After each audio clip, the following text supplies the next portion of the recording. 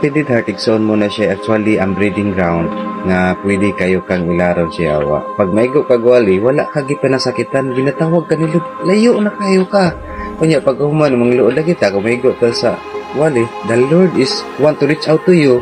Ang problema, you take it as an offense. So karon di na ka maminaw sa wali sa imong pastor, mangita kag wali karon sa YouTube. May pagpaminaw ko karon sa YouTube. Di pa sinapasya po sa kang gibat.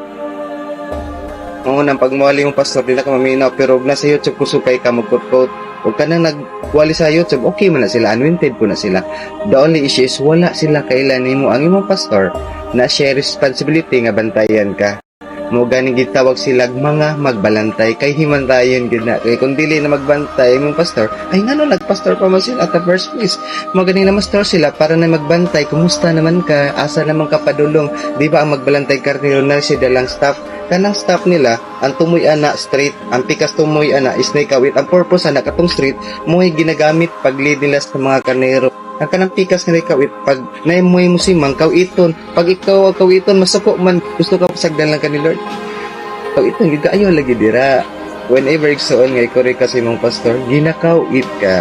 Kay nga naman, delikado ang karnero nga mabulag sa panon.